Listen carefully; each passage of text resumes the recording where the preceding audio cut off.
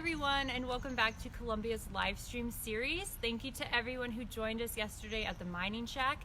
Today we're going to be talking about merchants during the gold rush and how they lived and what they sold in general stores. First thing though, you can see behind me this big wagon right here. So this is a smaller scale Conestoga wagon, or we can think of them as covered wagon. This one's just missing its cover. These are the types of wagons that people, as they were coming to the gold rush, coming to California from places throughout the United States, they'd use these types of wagons. The journey would take about 6 months, so it's really crucial to pack right for this journey because there's really no stores to stop at along the way if you run out of something. You notice over here, you can see this big tongue on the wagon. The wagon would be pulled with oxen. That's because oxen were a lot stronger than horses, so they can handle the tough terrain that prospectors, 49ers, would be traveling through. You notice up here you can see this bench. Now, in actuality, it was pretty uncommon to sit inside the wagon. So normally you wouldn't sit inside the wagon because that would weigh your wagon down. It'd take up valuable space. So for the majority of people traveling back then, you would be walking alongside it for thousands of miles. And if you notice with these wagons, they're big and wooden, so you'd bring some spare wheel parts as well with you, just in case something happened to your wagon wheels. So that's the Conestoga wagon. It's the second type of travel would be traveling by ship, which would be a shorter method of travel. However, you're cramped on ships with lots of other people, so a lot of dangers with sea travel as well.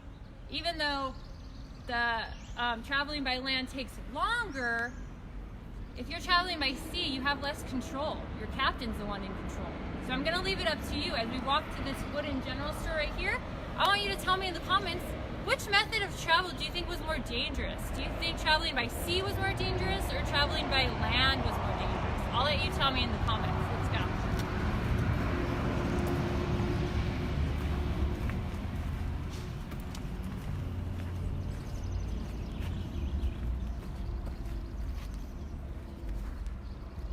So we are about to enter this wooden building right here. This is called the California store. It's normally closed to the public, but we're gonna give you a look inside right now. Right outside of the store, we have this wagon. It'd be very valuable to buy a wagon to haul all of your supplies in, especially since we're up in the foothills of the mountains. You need to haul your supplies and carry it up here that way, just so you're not hauling it all on your back. Also on this wagon, you can see lots of different types of fruit that would be for sale. So there would be fruit in things like apples. Some of the really valuable types of fruit would be things like oranges and lemons. Now, oranges and lemons would be very valuable because when you eat them, you get vitamin C. And vitamin C helps you prevent scurvy. And scurvy was one of the diseases that a lot of miners contacted and they died from. So vitamin C gives you scurvy. Scurvy is not something you want to get. Definitely not. So important to buy citrus. Now let's go inside the store. And we're gonna look at some items in here. So I'll give you a tour of the items that are for sale. Keep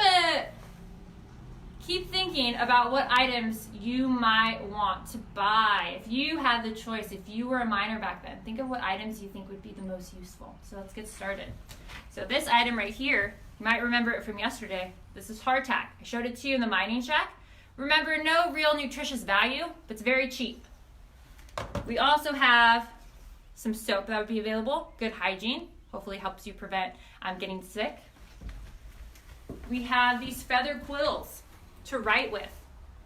So you'd be writing in your journal, writing letters. You would also have your ink as well to write with. There's also for entertainment, a deck of cards. Because remember, for miners, there's no TV. This is your form of TV. Over here on the wall, we have lots of different types of fabric. Up at the top, we have some hats that would be in fashion back then. Those hats would normally be owned by wealthy upper class merchants. Down here we have a variety of fabric because back then you'd be making your own clothes, constructing your own shirts, your own pants. You can see the variety of different patterns. And then you can see down here in this basket, there's different types of material. So right here we have some canvas. Remember yesterday I told you that if you didn't have shack, you'd be living in a tent. It's a lot cheaper. So you need to buy a really sturdy canvas. Also, there's things like very simple wooden mirrors and clay pipes as well. On this wall, we have some oil lamps, which you really wouldn't want to have an oil lamp in your mining shack. So remember, in mining shacks, they use candlesticks. To take care of your teeth, here's some tooth powder, and you can see the toothbrush as well. Now, if you have more money to spend, you can get a higher quality shampoo imported. There's also some different types of shampoo. And then down here, we have some gunpowder. And of course, you want to keep your boots looking nice, so you don't have to buy more boots. Remember, boots are very expensive, so you have some boot polish as well. On this side, we have all the variety of food. So there are things like canned oysters, tomatoes, sardines, coffee. You can see some coffee over here as well. There's also things like olive oil, some tobacco, some wine. Down here we have lots of peppers, things that are preserved so they won't go bad as quickly. We also have things like pepper sauce, like I showed you yesterday. Frying pan. This one's a lot better than the one I showed you yesterday, not rusted. There are the wooden bowls. And then over here we have two different types of dishware. You'll recognize one. So the tin dishware usually found in mining shacks. And then if you have more money, you might be able to buy some fine china if you have a house, if you're a merchant. Some of the last items that I'll show you are going to be the gun oil to keep your gun working and operating. And then one of the more expensive items in this store would be the pickaxe. Remember, tools are in high demand. So that's why merchants are going to sell these for a lot of money, because they know miners need them, and there's a limited amount of supplies available. There's also, on this desk, I'll show you some of the wooden spoons that you'd cook with. And then the little cash register. So the little wooden cash register you see right here that the merchant would use. All right, so, one last thing. If you're building, you're going to need nails. Luckily, this store has a huge supply of nails available for you. All right, I want you to think about what 3 items would be most important to buy. What 3 items do you think you'd want to walk out of this store with? Remember, some items like the pickaxes are going to be really expensive. Other items like that hardtack cracker I showed you will not be. Okay, so why don't you go ahead and think about that? While you're thinking about that, I'm going to walk us to the back of the general store. It's not a store back here. If you look around, you can see in this one room, it's a complete house. And this is where the general store merchant lived. So during this time, merchants would live inside their store so they could protect the supplies. So they didn't have to build 2 separate properties. They were always at work, and they could always help the community with whatever needs that they had. So they stayed open longer hours. That way they can make more money as well. So you can see in this store we have a copy of the Columbia Gazette newspaper. We also have some different types of fruit. You can see the dishware. So a lot fancier dishware than in the mining shack. There's the stove where you would do your cooking. You can see the kitchen utensils up here. And then right below them is a bathtub. So this surprises a lot of students. It's hard for them to imagine that this is a bathtub since it's so small. It's important to remember though, people were smaller back then. They didn't eat the same types of food and they didn't have the same types of medical care. So they didn't get as big as we do today. So the benefits to this bathtub are that it is small and it's also very light. So it's easy to travel with if you have to move it. In order to take a bath, you would have to scoop up your water in the outside ditch that's located right outside the cabin. You would put your water on the stove where you would heat it up, and then you put it in your bathtub, let it cool down a little bit, then you sit in the bathtub and scrub yourself. On this side is more of the bedroom. So you can see this wooden pantry right here. with different kitchen utensils inside.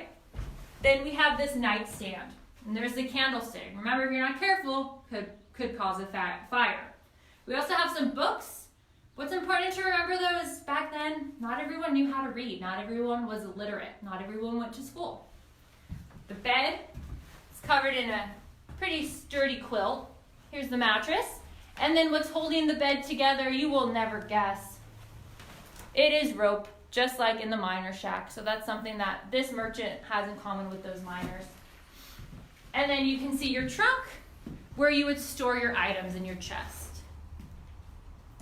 Now we're going to go ahead and exit this store now for a surprise located behind it. All right, so right outside, you can see a chicken coop right outside this store. Now, chickens were very important back then because their eggs cost a lot of money. So an egg, a simple egg like this, during the gold rush could cost a miner over $2. I don't know about you, but one egg alone is not going to fill hungry miners up. So they'd have to buy more than just one egg, which means they'd be spending a lot of money on eggs, which makes chickens very valuable. You'd also sell their feathers. Let's go take a closer look at these chickens. Now, only 2 of them are out right now because it's very cold. They even have a little rooster friend who joins them. I want to give a shout out to Lisa Marie, who raised these chickens with her class. Thank you, Lisa Marie. We love these chickens. And then before I go, I want to show you another little peek behind this chicken coop.